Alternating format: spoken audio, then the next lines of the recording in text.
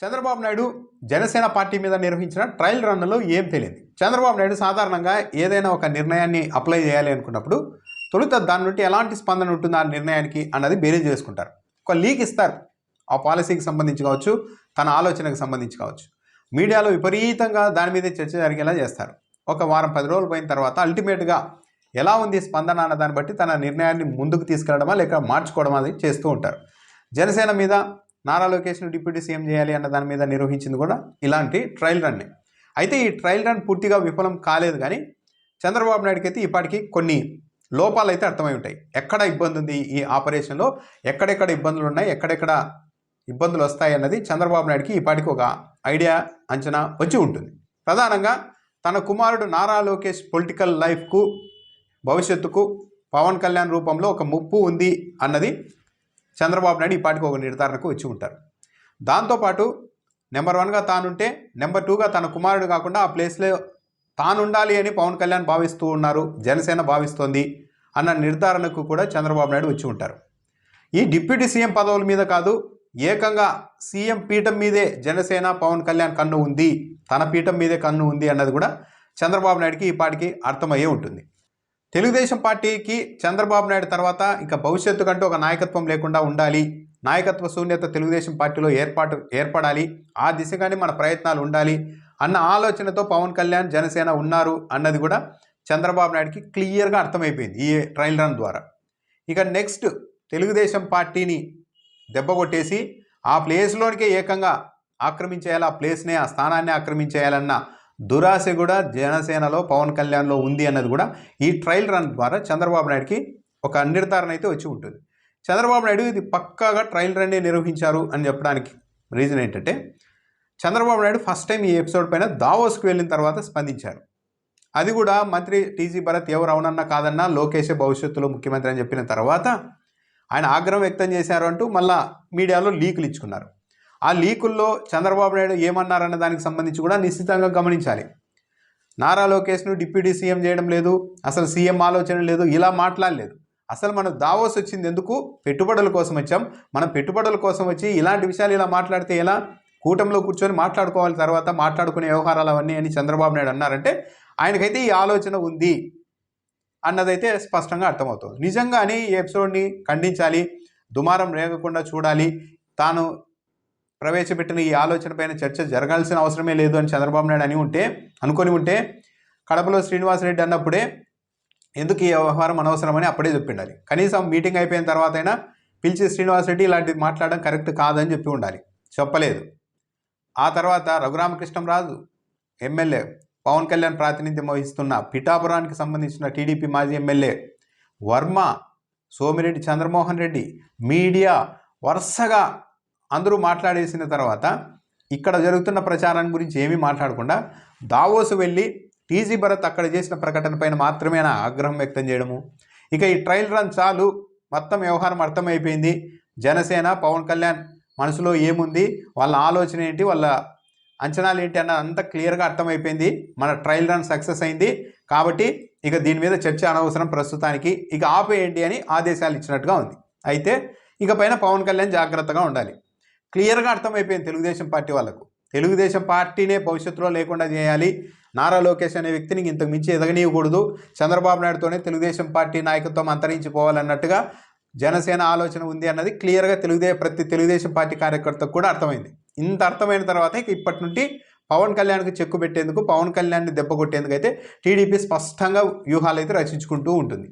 ప్రభుత్వంలో ఉన్నారు, deputy CM హోదాలో ఉన్నారు కాబట్టి ఆయన ఏదైనా పనులు చేసినా, ఎవరికన్నా భూ కేటాయింపుల్లో వేళ్లు పెట్టినా వీటన్నిటిని కూడా రికార్డ్ చేసుకుంటుంది ప్రస్తుతానికి తెలుగుదేశం పార్టీ నాయకత్వం. పవన్ కళ్యాణ్ ఇన్ని తప్పులు చేయగలిగితే అన్ని తప్పుల్ని చేయిస్తారు. ఒకరోజు ఇంకా చాలు ఇతన్ని చూసుకోవాలి, సంగతి తేల్చుకోవాలి అనుకున్నప్పుడు అప్పుడు ఈ వ్యవహారాలన్నీ బయటపెట్టి పవన్ కళ్యాణ్ ఎంత అల్లరిపాలు చేయాలో అంత అల్లరిపాలు కూడా చేస్తారు.